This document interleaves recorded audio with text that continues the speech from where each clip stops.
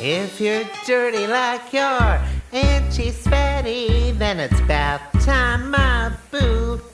Time to come clean for your bathtub interview with Auntie Svetty. First we'll suds up, then you tell me what's up. What's up? Wash up, then tell me queer what's up. Hello, America! Welcome to the very second episode of Bathtime with Auntie Svetty, the interweb's favorite bath time interview show. And my very second guest on our very second episode is none other than the famous Marla Darling. Hi, how's it going? Marla, thank you so much for being on Bathtime with Auntie Svetty. You have so much going on. You have the Austin International Drag Festival. Yes. You have Drag Danger Zone. You've had your finger in every pie all around town for years. Yeah. Tell me about how you got into all of these shows. What was the start of it? What led me to drag was a couple of different things. One, I was in a punk band. Two, I had been doing theater for like 20 years. And I was also a director when I lived in Arizona. And I also was a touring spoken word artist in which I opened up for punk and hard bands. And Wow. Initially, it was like very much like a healing thing because there were parts of myself that I sealed off.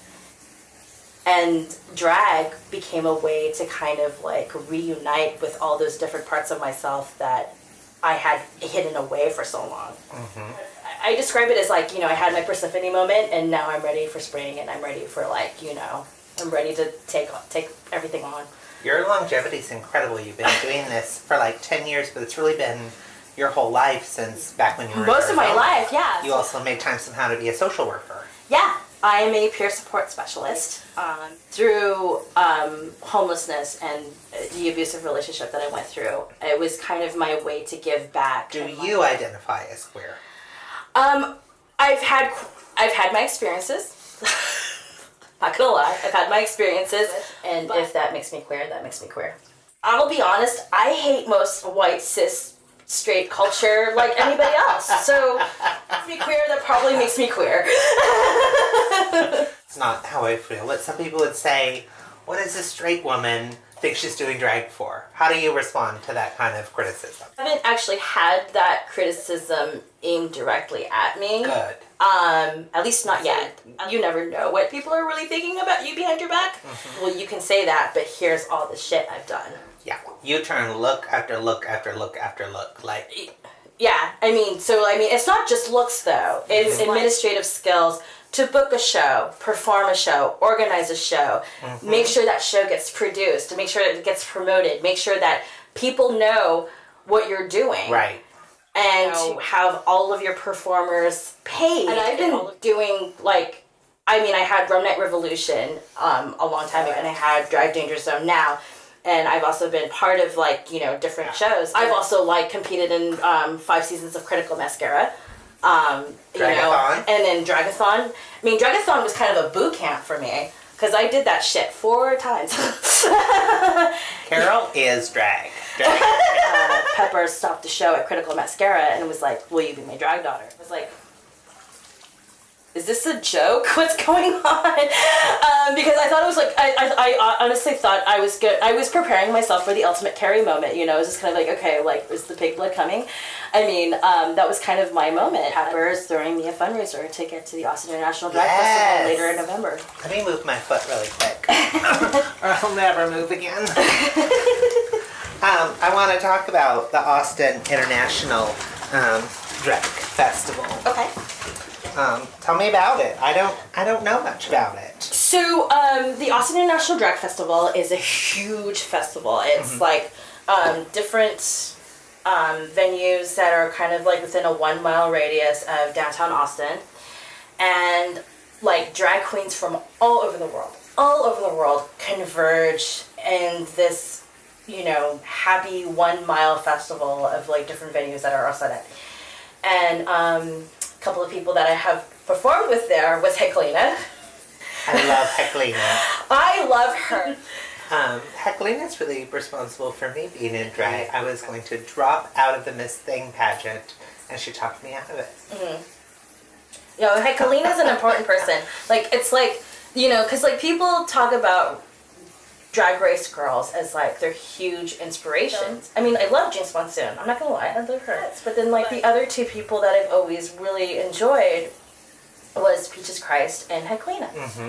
And then in Portland, it was, you know, Fannie Mae and Pepper Pepper and Carla Rossi. And Carla was my gateway to what can be done.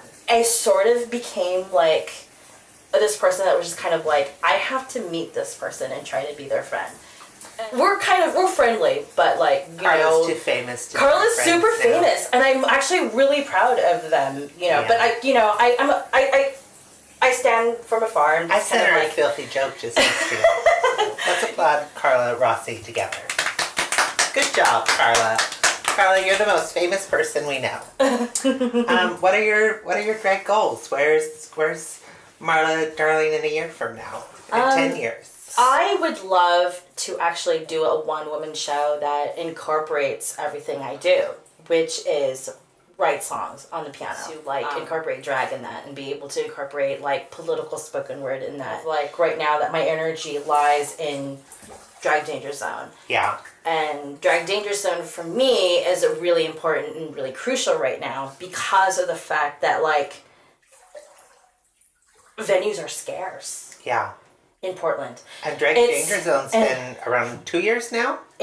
We're in our second year. Uh-huh. We started in January of 2017.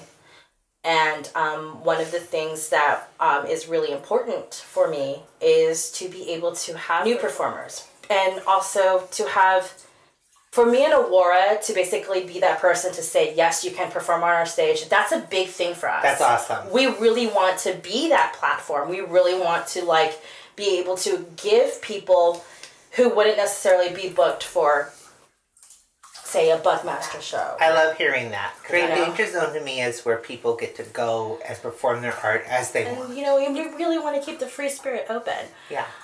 You know, and it's not a contest. It's not a contest. It's not a competition. Death of Glitter, it has big goals, like big goals.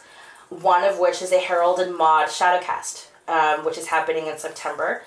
And we are coming back for a show in Crush with a lot of the original cast members of Death of Glitter. Prince Peanut Butter is there, apparently. Yes, and Mars, and Beelzebub Doll, and myself. We're all coming back, and we're doing More Than a Movement, which is our Pride show, and it's happening on June 15th at Crush.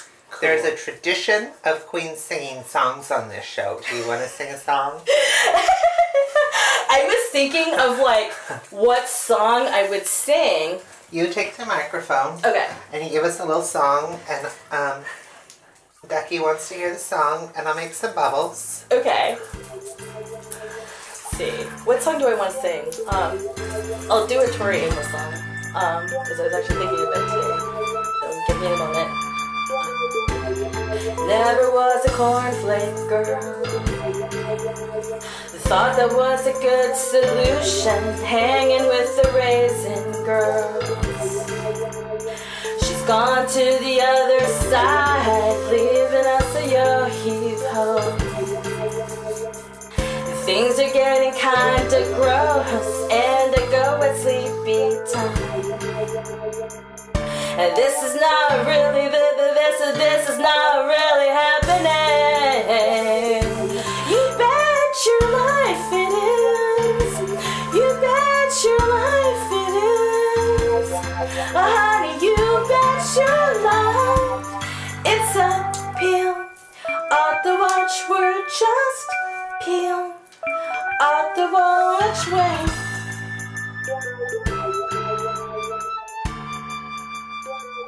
Bye-bye. Bye.